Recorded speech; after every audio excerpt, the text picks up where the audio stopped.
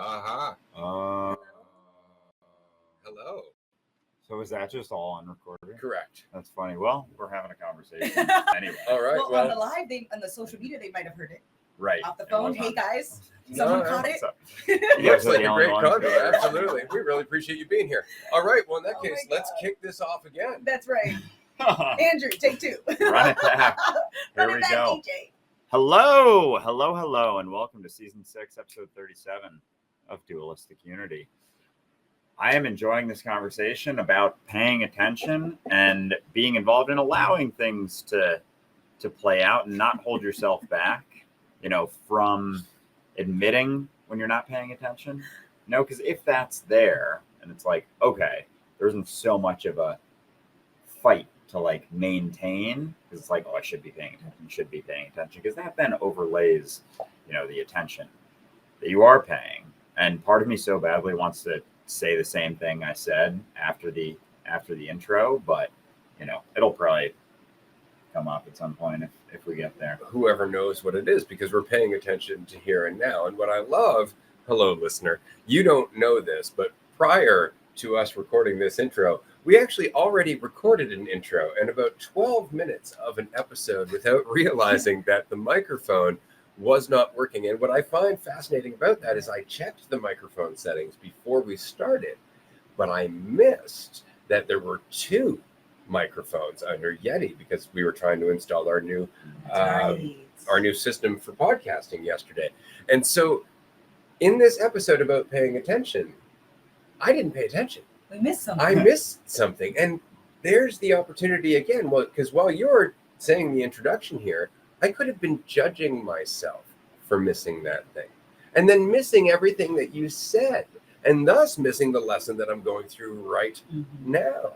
Because that's really where we were going with this, is the fact that each and every moment is an opportunity to learn more about yourself, but not the conceptual self, and not as an action where you are rigorously taking notes about yourself. There's no actual thought about yourself that's necessary whatsoever, because you are a continuously growing intelligence.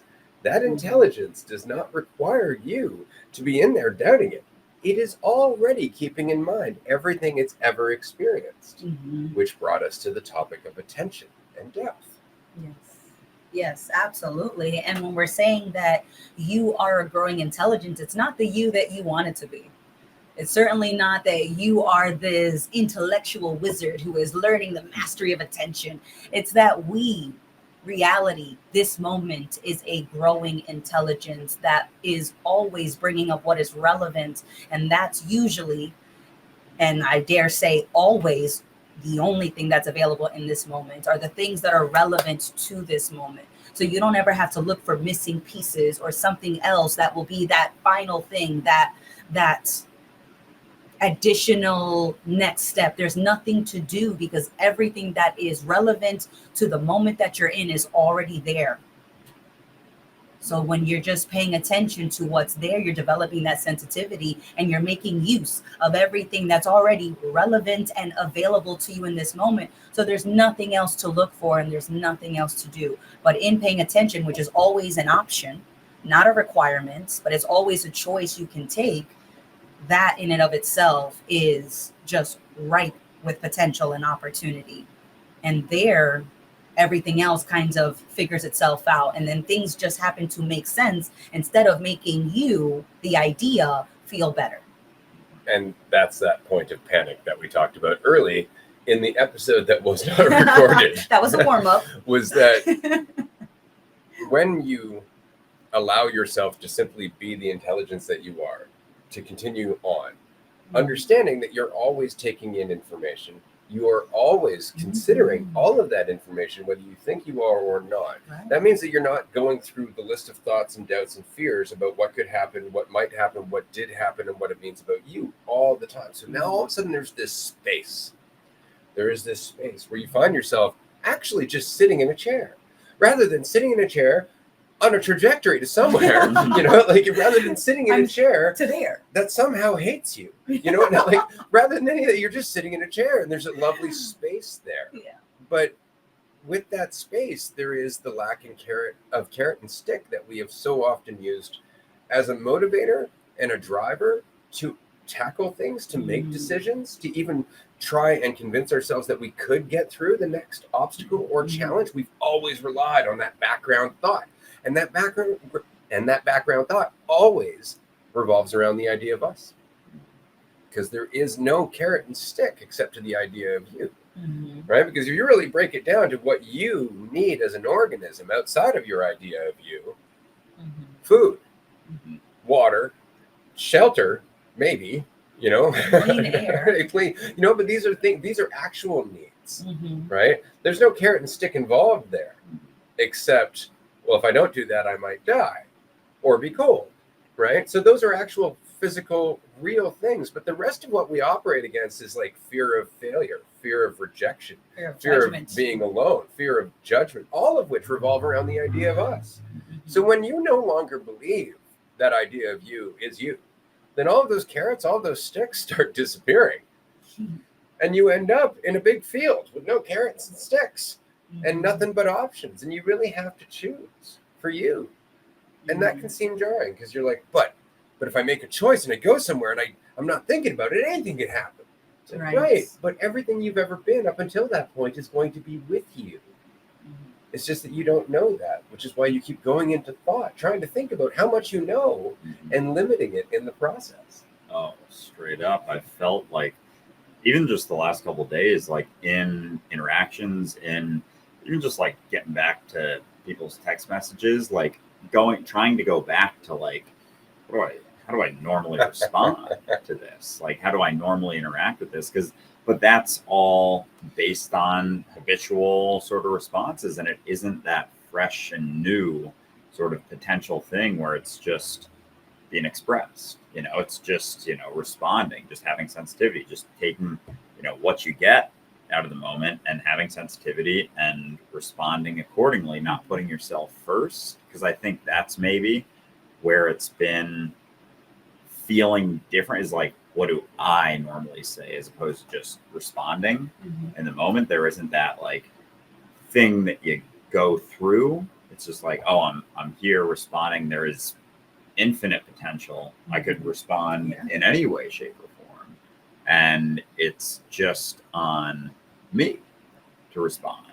And it's not about anyone else or getting direction from anyone else or even that sense of like, how you've normally done things, but it can feel like, that, like just not putting yourself first is selflessness, like, and making that your driver, not in the sense of a reason not to feel good about yourself, but just because there's space. So it's like, why not?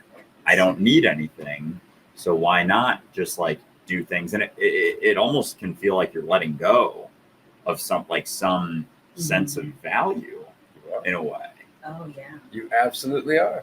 You're letting go of the idea that your value is something that can be measured. Conceptual value is what's lost, not inherent. Might be one way to describe Straight it. up. Right? No, that's the thing. Like if you're really letting this go, you're recognizing that value was never a thing. That it is another illusion like control that we actually thought we could have or lose. It's just another illusion. It's ridiculous when you think about it. What is the value of a person? Like, well, when? Right. What's the value of life? That little thing. Like expressed throughout their whole life, immeasurable.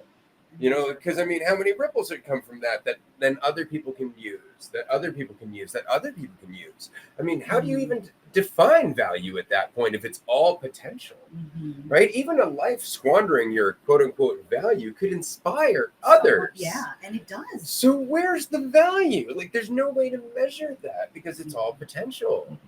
You can't measure potential. And that's the point. We keep trying to make ourselves a definite, absolute point of value, when in fact we are potential. The only thing we can do is express it more or less. But that's what we are, is potential. So how do you think about potential? You can't, because it's potential. It's unknown. Anything that's in potential is unknown. So trying to think about it is just getting in your own way. It's like looking backwards, trying to have an idea of potential. It's like, oh, where have I reached potential? And come up with examples of potential. And it's like, no, the potential and the unknown and the freedom and the uncertainty and all of that, they all tie together. Like you don't get one without the other. You don't get control and a sense of freedom. You don't get that sense of like thinking about yourself. And I think I've just realized recently how often it's like it's there, and it's like in consideration, in potential of like, personal wants and desires and whatnot, as opposed to looking past that. And if you're not doing that as much, or you see the futility in it and then you try to, it's like there's no point in doing that so much. It's like you can just be less selfish, like be focused on more of what's going on and the experience that you're having, and just like giving your all with no direction necessarily, but taking in all the considerations and being like, okay, doing this makes sense now, working on this makes sense now, doing this project makes sense now. And like there are things that are there, but there's no guarantee even even the thing you choose is like, the best thing, but it's the thing that you're choosing, and you're going to learn from that, and you're going to learn from that, and you're going to learn from that. And yeah, that's life. There's no guarantees, and like there's no one to give you a guarantee. But that's, I think, a lot of where that desire for validation comes from, is like someone else giving you a guarantee instead of just choosing for yourself. Instead of just making that choice that doesn't come with any validation whatsoever. There's no sense of certainty. There's no guarantees. It's just choosing moment to moment your life and being cool with that for you, and like being willing to just have fun yourself, make the most of it yourself. So, but the practice of that is different than just, talking about it. And this is a perfect example. We have a question here, and I love this. Do you guys know who U.G. Krishnamurti is? This is not G.D. Krishnamurti. This is another person entirely. He completely destroys the need for searching and seeking. What are you trying to get? Some mental projection? And what I love about this is that U.G. Krishnamurti didn't destroy anything. All of this person's doing is referring to somebody else who is once again pointing out the correct path, contradicting exactly what they're trying to get across to us. You guys must be searching for somebody, as I refer to another teacher who's really teaching the right way. It's coming from someone else. Gotta be someone else. Like there's a big difference between the application, which doesn't require you to get anywhere, and the cerebral masturbation that so many of us think is the application. And it doesn't matter which philosopher you're talking about, or it doesn't matter which teacher you're referring to. They're not necessary. They're not necessary. And if they're not necessary, then you don't need to refer to them if you're trying to make a point. You could have just asked, what are you trying to get? Some mental projection, and actually have it been your point. It just doesn't make sense to refer to someone who is not living with my considerations. I'm going to refer to someone else who lived with entirely different circumstances and perspectives and lessons and all of that, but they know exactly what works for everyone else, because philosophy is a one size fits all. I hope you know. Once one of us gets it, that's it. That one set of golden concepts is what you can always refer to. In fact, I'm so sorry, the silver bullet concepts. It's not gold. Well, that's what he means about ending the searching and seeking. Right, because he has found the pathway, the way. And it's like, there is no way, even if you do admire the way that someone else shows up, that's the way that they're showing up, with their considerations, with their choice to pay attention for them, not to inspire you, because if they are trying to inspire you, it's not for you. They're definitely not doing that for you. They're doing that for them, to confirm that they have found the right way, because with control, what always pairs nicely with control? The fear of losing control. They go together like two wolves that hunt in a pack together. They never hunt alone. So if you see one, expect to see the other. And what's great about the space that doesn't look for control is that there isn't space made for that losing of control. And so it's almost simultaneous. And if you're feeling in conflict, if you're feeling that fear of losing control, take a look at what you're trying to control and why. and just noticing the why, because usually the answer boils down to, in one way, if there was a thesis, I'm afraid and I don't know what to do with that fear. And so I will control what I think is the source of that fear. Usually not seeing that the source of that fear is me, because I was afraid. I gave myself the reason to be afraid.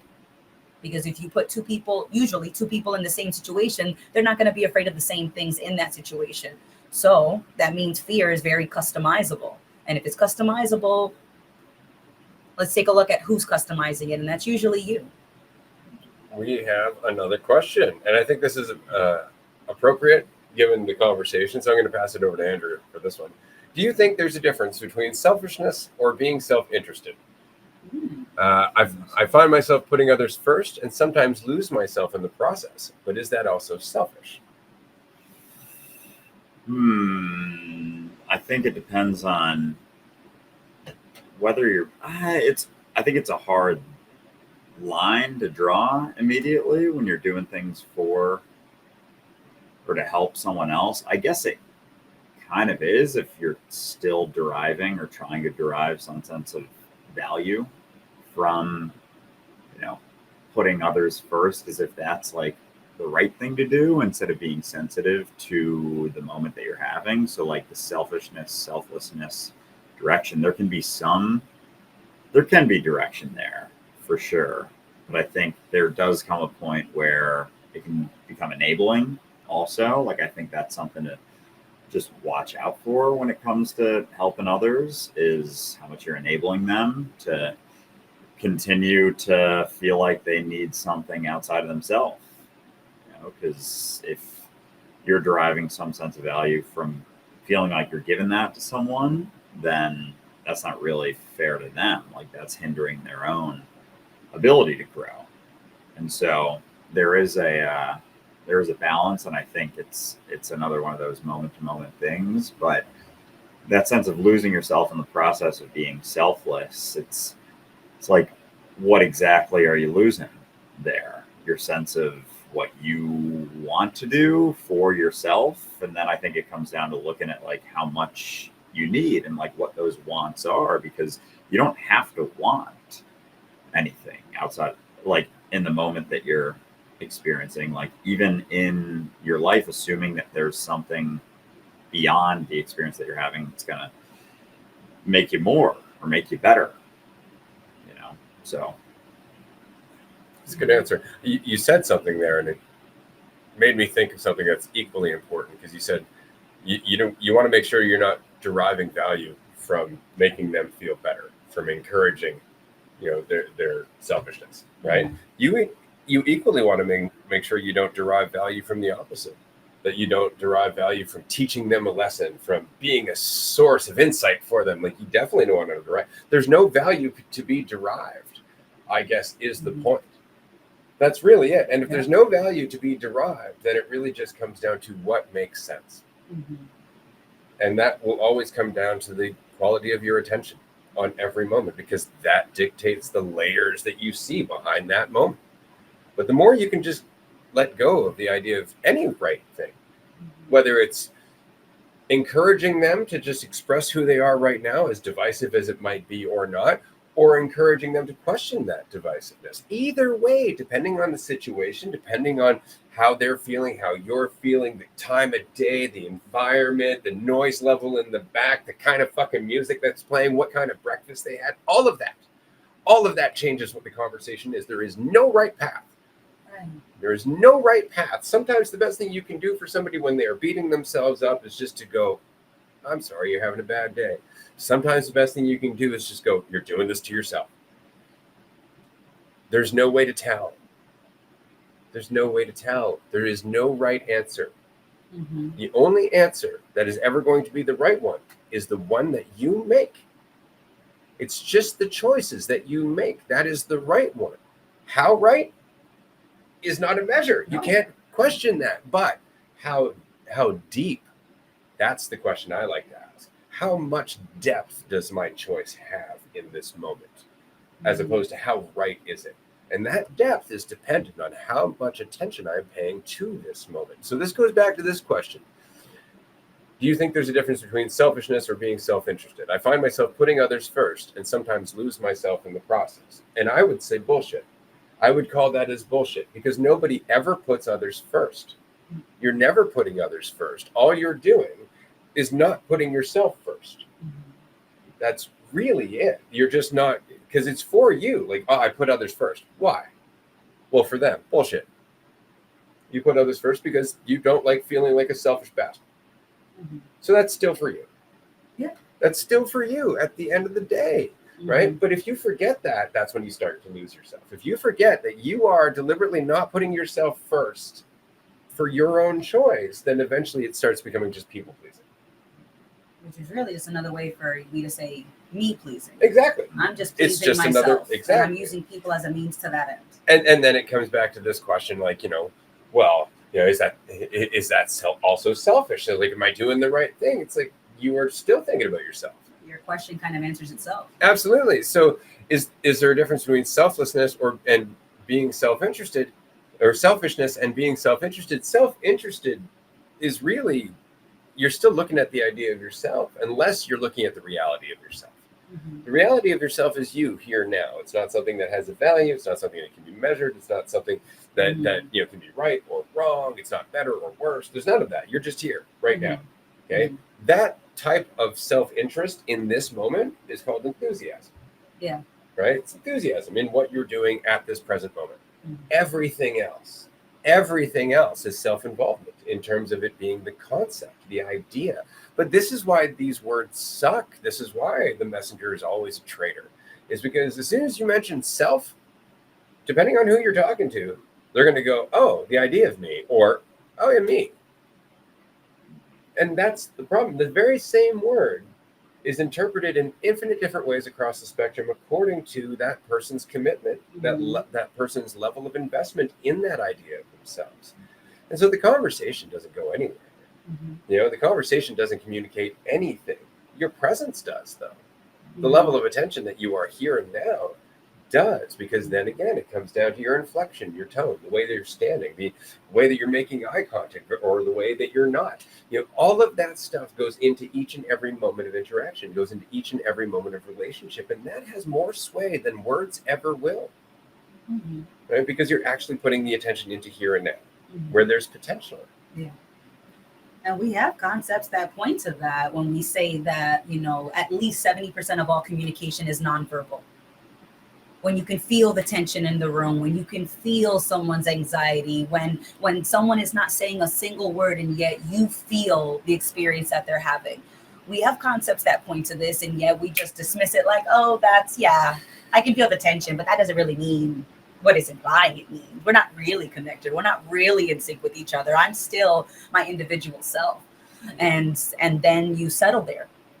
You settle on that point because it seems to be convenient, but the price feels like it's going up and up. And I'm just, not seeing how worthwhile it is to pay for that price to take things individually, which I love that was, that phrasing came up yesterday, because usually we'll say you're taking things personally. But I love that it was brought up, you're taking things individually. You, in particular, the individual concept of you is how you're filtering all of this moment and all of the potential and all of your attention through the individual perspective of how it's affecting you, the concept. And it's just, it's felt more than said. And even when people are saying the right words, you can feel where that's coming from. Whether that's just a really good show with a curated script that sold really well, or whether someone is feeling what they're saying more than saying what they're feeling. Well said. We have another question here. Can we ever really care for someone else, or are we only caring based on how we care for ourselves? Pushing that question further. As I find this question fascinating, because I would say that if you are asking about a specific person, then yeah, that's really based on how you can care for yourself. Like, because you wouldn't have that preference if it wasn't also about how you care for yourself. And what I mean here is that, like, a lot of times you'll have parents, for example, who instead of thinking what's best for the kid, they think what's best for them as a kid, right? What would they have wanted? And so their relationship with their kid really becomes a relationship with their childhood. and what they didn't get and how they're going to give that usually to the next kid. Absolutely. And so that is based on a specific person, right? Like there's a relationship with an individual. Same can be true for friends, where you're looking for friends that validate you, or, you know, or relationships where you're looking for relationships that kind of soothe all your insecurities, make you feel less unstable, you know, make you feel more wanted, you know, that kind of thing. So those relationships are almost always based on how you care for yourself. Because if it wasn't about how you care for yourself, then it wouldn't be about an individual person. It would be about everyone. See, that's kind of the question. You know, can you really care for someone else? Only if you're truly caring for everyone, right? Because we are all that. We are all those human beings. We are all those children that you were. We are all the same blank slate. We are all the same innocent fucking creatures. Like, if you're not acknowledging that across the fucking board, then it is still about you.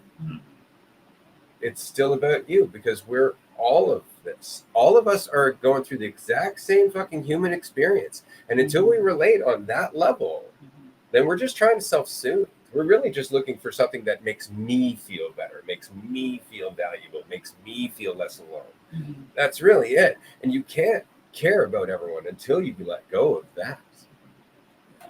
And if you don't let go of that, then it's just all coping mechanisms. Like, it's coping mechanisms for this ability, like an excuse to think about yourself almost. Like, oh, I think about myself a lot. I have these assumptions about myself. So I'm going to live my life based on these assumptions and then build a life around those assumptions and ways to respond to those assumptions. Like, oh, I'm not pretty enough. Got to do certain things to be prettier. Focus on that. I'm not, you know, I'm not light enough, so I got to lose weight to do this. And it's like, that's then becomes our days. I don't have, you know, a big enough house. I need a bigger house. So I'm going to keep working to get that thing. And it's like these assumptions about our value that's so individual, that perspective of our value. And yet that assumption that you have, like, isn't where you're at. And so to have to do something beyond, it's like, it can feel like it gives you structure to do something beyond being where you're at and being informed by the experience that you're having and paying attention and being enthusiastic about the experience. But if you think there's something that, you know, you got to do to become more or to maintain out of fear of becoming less, like that's going to then be where the focus goes. And then that's going to dictate your experience, and everything's going to be surrounding that, which all has to do with you. And you don't see people, you know, you don't hear people as easily, as opposed to, you know, letting go of that sense of that wall of control, really, like that space between you and them that is you, your sense of certainty, your sense of control, and just being willing to look past that for a second, you know, for the moment that you're in, like that, then other options open up, like other things open up, and then you see a little bit more of the potential opportunities and like what makes sense in the moment. But as long as you're staring at yourself or focused on yourself, like it's all going to be things about you and things to maintain you and try and it's just what's right there. It's like staring through a window, but staring at the window instead of staring past the window. Fuck yeah, I love that. And it's like, you don't have to learn how to see better. It's like, as soon as something is out of the way, you inherently inevitably you just see when there's nothing in the way. So you don't have to learn how to see better. You don't have to reason why you haven't seen. It's just, I'm trying to see, and why is it so hard to see? Damn, okay, let's take a look around. Something might be in the way, I wager. Maybe. Also, you know, and just being able even to consider that there might be something in the way, and that's why it's so hard to see, versus I'm not seeing well enough because I'm not good enough to see. I really enjoyed the imagery that you just created. You're looking at the window instead of looking through the window. And that's very much what we're doing with our thoughts about ourselves, because we can look through our thoughts to reality, where all of our thoughts are informing the depth of all of the things that could be perceived about the moment that we're in. But we don't look through them and allow them to inform us on the fly. We stare right at one that scares us, right? And that's pretty much it. We're staring at the scary basement window, guys. And so that's it. We're just like, oh, I don't like that. And we stare right at it instead of through it to what it's informing. right? But it's scary because we're still holding on to the idea of myself or ourselves. Like the idea that somebody doesn't like me is only scary if I need them to. Right? Like that really helps to remember. And if I don't need them to, then the idea that somebody doesn't like me is something I can learn from. I can look at that and go, am I doing something there? Or is that person just judging for no reason? You know, and just honestly look at it. But if I'm afraid to do that because it tears me down, I'll never do that. I'll never do that. I'll never use these thoughts, these perceptions, these possible things. You know, that's all they are, possible perceptions, possible, you know, ways to look at what's happening from different perspectives, different points of view, different states of mind. That's all your brain is ever seeing, you know, is just possibilities in terms of what is this moment, right? What is this moment? Because the brain's trying to pin it down. So it can only look at all of the facets like it would on a diamond. It's just looking at all of them. But no individual facet is the diamond. Right? And that's the point. The whole thing, all the facets inform the beauty of the diamond. All of the perspectives of this moment inform the beauty of this moment. All of them. But we cherry pick according to the ones we like and the ones we don't. And the only reason we like or don't like them is because of the idea of ourselves that we are trying to protect, because it gives us a sense of value. But it's only value that can only ever be taken away or built up. It's not actual value, because if it was, it would stick. You could do one thing and that would be it. You'd be valuable forever. Flip one magical switch. Absolutely. According to everyone, too. Assume that, it must be the case if I have this perception of myself. It must be the case for everyone else. And it's like, it's a bunch of different perceptions out there. And so the one that you're staring at is just blinding. It can be comforting, but it's comforting like, the blanket that you put over your face without, being willing to see beyond that or take the blanket off. It's like, there's all of these things happening when you take that blanket off. And then you can actually be informed by all of those things. But if you're afraid of letting go or not feeling like, you have some guarantees or some certainty, it's going to feel more comfortable to try and keep staring at your sense of certainty, your sense of what things mean about you versus not, versus just being willing to, be informed by things. And like, if that sense of, taking the blanket off is frightening, it's like the things that you see will be frightening. Like it's your response so often to that experience of just like uncertainty, because then it's like, whoa, anything. And that's usually when, certain fears can pop up. But then it's like, if you're not afraid, then there's just a ton of crazy, cool potentials, and opportunities to do things that you can choose without any idea of, where it's going to go or what it's going to mean. But, you can choose them. And a lot of them are informed based on, just the response that you're having or the assumptions that you're making or the, stories you're telling yourself. What priority are you making? And that usually is reflected impeccably in the moments that you're in. So it's like, I'm not really loving the ripple that I'm riding. It's like, okay, well, what's the priority of this moment? Is it me, the individual, that I'm prioritizing? Is that, am I staring at the window pane? Is that the priority, or is everything else this priority? And usually what we do choose is the structure, because the structure implies a guaranteed result. And then we choose that structure over and over, and we're just hoping for that result. And yet it never comes, and we keep investing in the structure instead of trying sensitivity and faith and trusting ourselves to not need the structure, right? So the example that comes to mind is driving to work. I would drive to work on the same path every single day. And I would assume that was my structure. That was the structure of my Monday through Friday. And it must always be the same. And then I got pulled over, relied on the structure, did not get the expected result, right? And it was because I was paying so much to the structure and having no sensitivity to what was happening, because I had a guaranteed result, because I had a structure that I was relying on.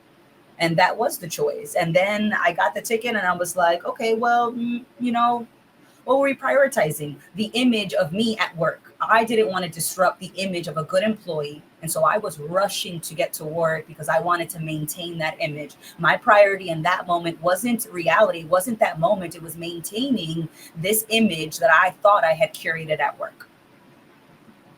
There we go. Just by noticing that, we have yet to get another speeding ticket for driving to work. Pretty much it. You know, and that was just one example of how I used a structure to forego sensitivity, and how that ripple I had to ride. I didn't like it. And then I got to see where that ripple came from, what I was prioritizing. It wasn't actually my experience. It was just the image. And the price to maintain that image was too damn high. So I stopped wanting to pay it.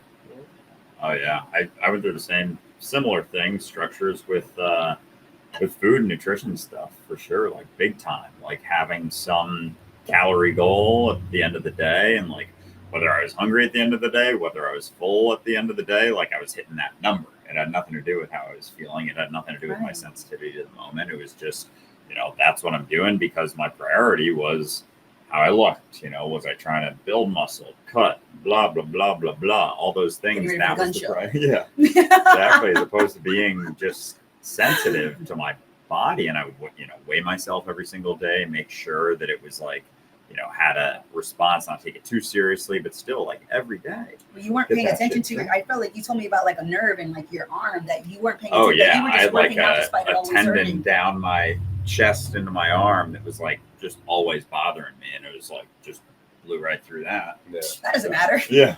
We'll get another one of those. Good. Exactly. Yeah. So, and then that's the priority. And like my stomach would feel like garbage at night a lot of times, and then when I stopped doing all that, it's like, oh wow, there's actually, sensitivity to all these things. Your arm was like, thank you. Yeah.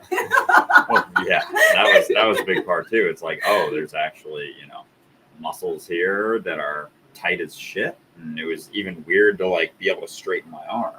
Like I didn't like that feeling. Yeah. I liked when it was like, just but another sense of, anyway, yeah, that was the food stuff. Another sense of, trying to control things, having a guarantee like, oh, if I get to this point, then more people are going to like me. No, I was going to like myself. I just feel less insecure about how I'm living. Yeah. That's right. I'll be more valuable. I'll be better. That's it. That's really the big addiction that we have to kick when it comes to just being ourselves, is the idea that we have to do something to be something.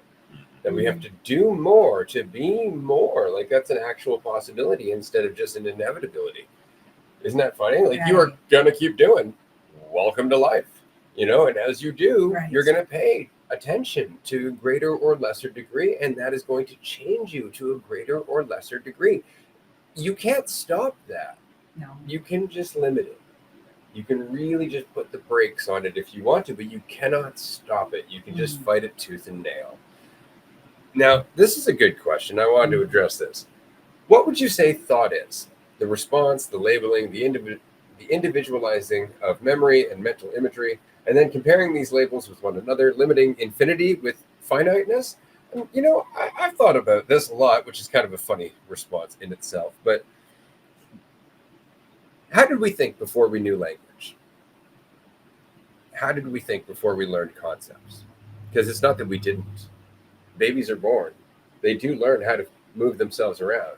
They do figure out how to communicate for food before they ever learn the word for food. Like they are making noises, they are using their intelligence, and then we teach them concepts over top. And then their intelligence uses those concepts. But before the concepts were taught to them, how did we think? Pattern recognition is my first thought. And because babies recognize their mother's voices through the womb, so they're memorizing sounds, right? And then they're memorizing faces. When they see a new face, they like get scrunched up, so they're like photo, I forget what it is, but they're memorizing the face, they're memorizing the sounds, and they're looking for patterns before they have concepts. Now I like this because then as we start to recognize patterns, we start to learn concepts. That's my friend Jamie, that's my mom, things like that. So now we've learned concepts over top of this, and our intelligence is still working, but now it's working with the concepts. But before the concepts, it was still working. The intelligence was still comparing. It was still processing patterns. Yeah. It just didn't have the label for those patterns. And then as we get older, we start to actually confuse the label for the reality, right? So if you know that that's not the case, then this is what we've been saying this entire time. That space where you're not thinking about yourself, that is thought. That is thought. It's real form before you start superimposing a language onto it. But why do we use concepts? Why do we use words? To communicate with others, right? So don't you find it funny that we talk to ourselves? We talk to an idea of ourselves, which is why we use words in our head when we're thinking to ourselves. That internal dialogue is between you and you. And some fictional you, that's right. Your That's imaginary the whole friend. point. So, and if it wasn't for that, would you be using language? This is why when people are like, well, sure, maybe prayer is talking to myself, but what's wrong with that? It's like, why do you need to talk to yourself? Yeah, it sounds like a big old distraction. And I'm not saying don't talk to yourself, but at the end of the day, why? Outside of working through something that ultimately you probably don't need to work through. Right. Well, I've got to tell myself what I want. I don't know. Right? But that's exactly it. This is my wish list. Here's my Amanda's wish list. Amanda, you now that you know, you take care of that. But the question is that what would you do with your day if you weren't narrating your value throughout it? If you weren't going through the day thinking about yourself in terms of what everything you do means about you and how you're perceived and your value and all that, how much more insight and how much more awareness of each and every moment would you have? How much more momentum? You'd be bouncing from choice to choice. You wouldn't be dragging. But that's the point, choices. because none of it means anything about you. Yes, you just do. So That therefore, makes it's sense. always just about where you are. It's always just about the puzzle that presents itself. The knot that you are now a part of unraveling. And that's all it is, because that's what your intelligence does. It allows itself to lend some organizing force, but not if you're in there telling it what to organize. Then it doesn't know how to organize what it's supposed to be doing, which is itself, life. You're saying, no, that's not you. You're this little thing over here. Pay attention to that. But it's like, but all this shit in the background, you're like, has nothing to do with it. Pay attention to that. That's very much it. It's like, why do I have all this anxiety? Why am I so afraid? Why do I feel like I don't have value? Why? It's because you're focused on this little idea of you. And those are all the repercussions. Those are all the insights that are like kind of just clamoring at the door, begging for you to look at them and go, can you stop making us? Can you please stop fucking creating us out of your need to avoid shit? But that's it. And that's all they're trying to tell us. That's all of these thoughts and these consequences and this ongoing need to get somewhere. It's just telling us that we're still obsessed with this idea of being more. And that's okay, because you don't want to get rid of that idea of being more if it means it's going to make you more, right? You have to accept these things. You just notice them. Notice that you are insecure. Notice that you want to feel like you're in control. Notice that you're a little competitive. Notice that maybe you interrupt people. Notice that you don't express yourself as often. But that's it. Just notice it. Just notice it. Stop making a story out of it. It's like Jill noticed that she doesn't talk enough. Chapter 4. Now Jill has to do this to talk more. It's like, or now Jill she talks 100 words per minute. Right? Yeah, she's got to read these 7 books and go through these courses and learn all these things. Instead of just noticing it, and in noticing it, you can reassess your life. Isn't that funny? It's like, wow, I'm not really talking a lot today. Do I care? No, and like, do I?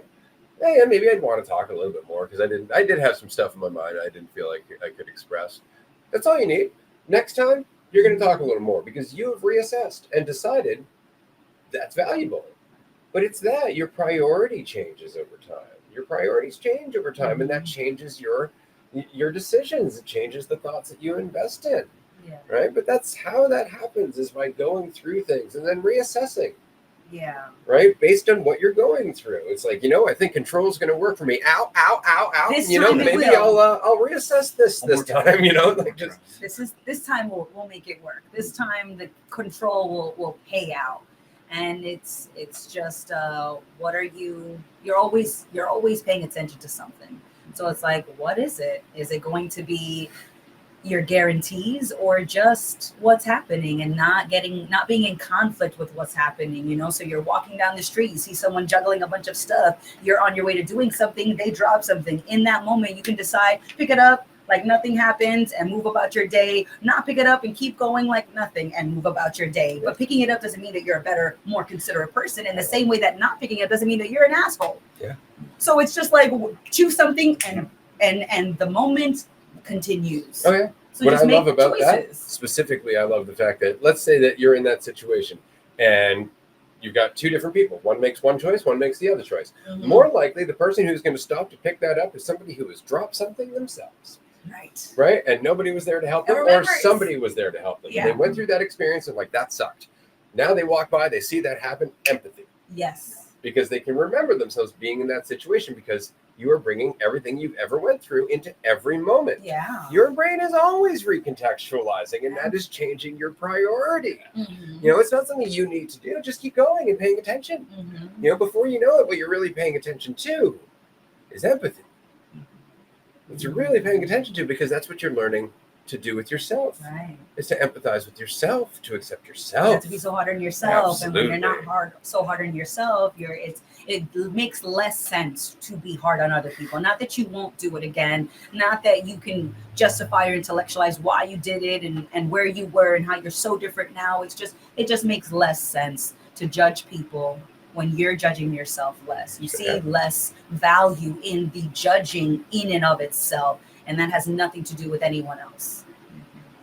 They can go together a lot of times, like all of it, you know. And so you don't have to do so many things to try and double down on like having that sense of a guarantee, you know, that sense of control, that sense of certainty.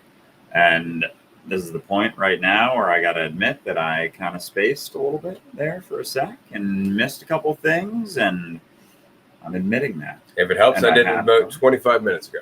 Very nice. Very nice. Yeah. Because that ability, like just the ability to continuously pay attention without like the background, sort of like getting ready, getting prepared, like having something ready. It's like you can just trust yourself and hear and just pay attention, like just listen without overlaying some sense of like thing on top of it.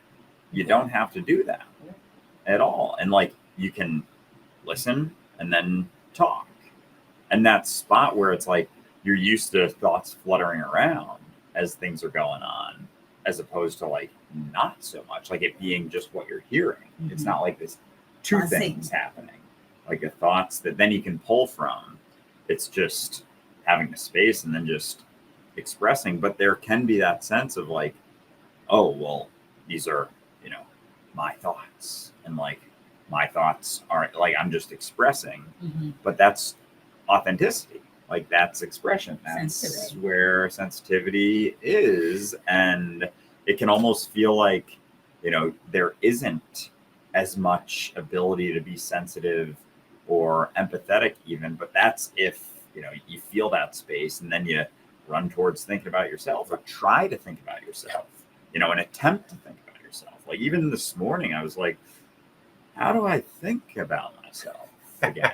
You know, like how do I come up with, and it's like, it's not necessary. It's always been fluctuating, but it's just that sense of it informs your, you know, personal sense of like, well, I want to do this now, instead of being informed by things, instead of being sensitive, instead of being empathetic. And so you can't do both. If you're focused on yourself, if you're staring at the window, it's really, really hard to be empathetic, to be sympathetic, to be sensitive to the experience that you're having if you keep staring at it. So of course those things aren't going to be there if you're trying to define yourself and measure yourself and focus on yourself. And then if you can look past it, it's like there's a lot of other options there. There are other things to do. So. Absolutely. Well, I just want to admit, I'm really glad there's the two of you there, because you guys balance out when I check out. And I'm like, yeah, that's right. You paid attention, or you paid attention to something he said. I'm like, that's right. I did pay attention. Technically. But it's like, but that is what's always happening, is that attention is feeling like it's being paid and not. And there's space for everything. And so it's not taking it seriously when you are paying attention. Like, that's right.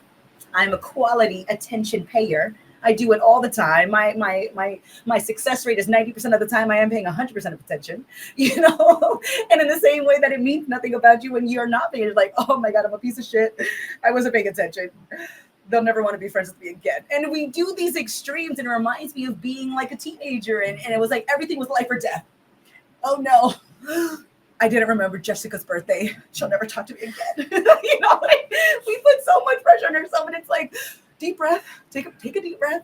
Things are not as drastic as we feel, and there is going to be examples and experiences that are going to be all over the spectrum, and it's just not judging any point, where you just get to dance through the moments. And during our Patreon call yesterday, a beautiful analogy was created about, being the beach. You are the beach in this analogy, and life and potential is a river, and people are flowing down that river. And sometimes we spend our time in the river trying to convince people to come to the beach. But when you are on the beach, is where I wanted to take that analogy. It's almost like relevant information washes up onto your shore like a message in a bottle. And so you don't have to look in the ocean, or you don't have to swim in the river looking for relevant information. Everything that makes sense usually just washes up to your shore. And then you're like, all right, I was thinking about building a hut. All of a sudden there's a memory of building a treehouse in childhood. That's great. And it's just there. And then it just makes sense. And you're like, okay, do we still feel like building the hut? I think we do. We'll give that a whirl. And you just move forward despite not knowing if you're going to make a great one, if anyone's going to visit, are you going to share it? Is it going to be warm enough? It's like all these things have nothing to do with the choice in that moment, because all those questions that you're usually asking are about the theirs, but there has nothing really to do with here. And so it's so tempting, because all those thoughts are like, hey, pay attention to me, I'm panicking over here. And you can. But you can also just treat those thoughts like the drunk friend at the bar.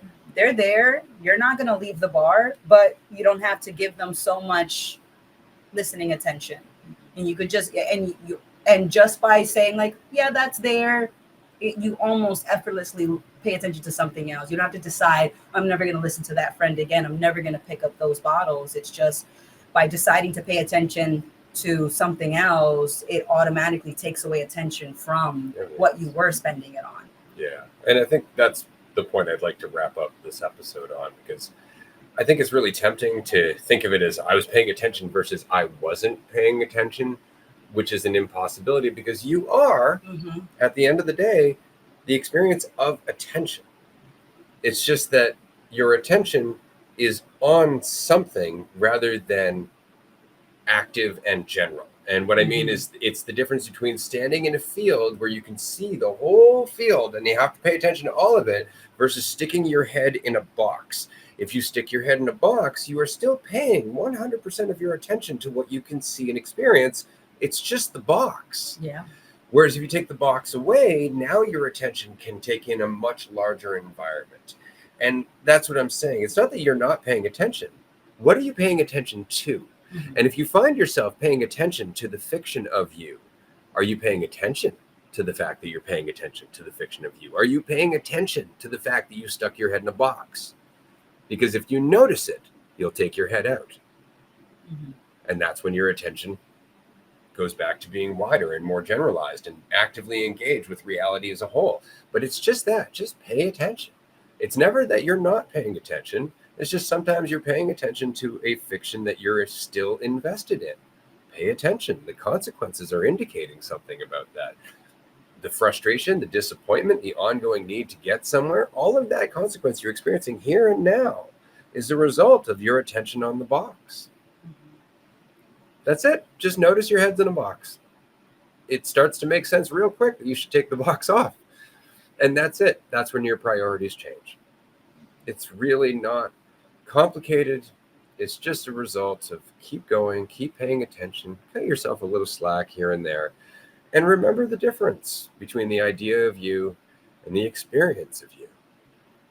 But that said, this has been a hell of an episode. I'm going to pass it over to my two partners, friends, co-hosts, and other versions of me to wrap this episode up. But I just wanted to say very quickly to everyone, thank you so much for joining us today.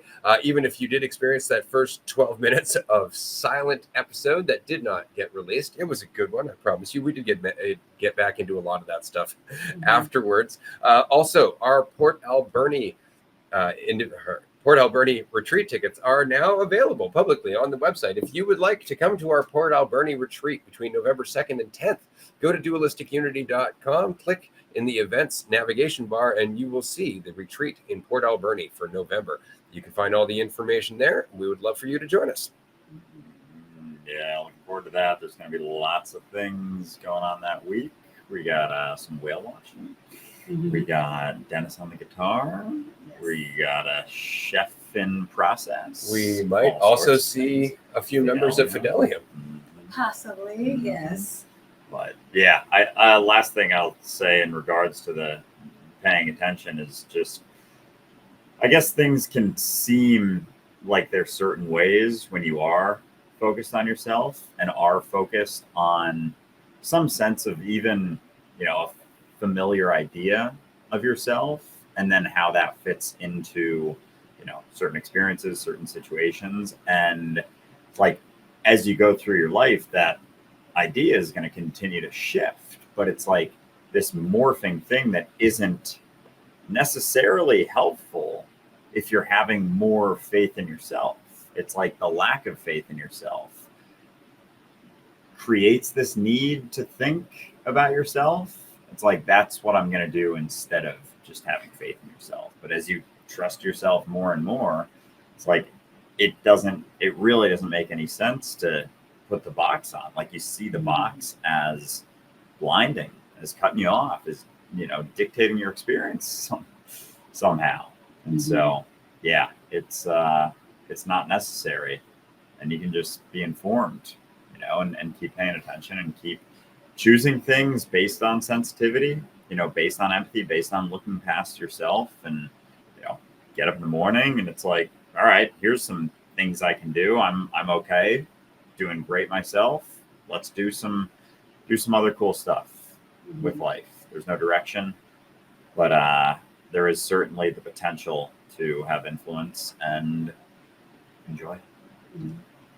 Absolutely. And I just wanted to bring it back to something else that's happening right now, which is the People's Podcast Awards, which is happening right now. And one cool thing that I think is cool is that you can help us out. Take us a couple minutes. And if you enjoy this conversation, vote for us in the People's Podcast Awards. And we'll see you around for the next chat. Thank you for joining us, everyone. That's right. That's podcastawards.com. You can go. It takes 2 or 3 minutes to register. And we are currently in 6 categories, including health, leisure, religion and spirituality, best male hosted podcast, society, and the People's Choice Awards. Yes. So if you can vote for us, we'd very much appreciate it. We have a question here. Do you have any plans to travel to Germany soon? We were actually just in the Netherlands in November, but if you would like to know what our upcoming plans will be, we're going to release them on Patreon in August. We highly recommend you join us there because we do group chats 5 days a week. But that's it for today, everyone. Thanks so much for joining us. We'll talk to you soon.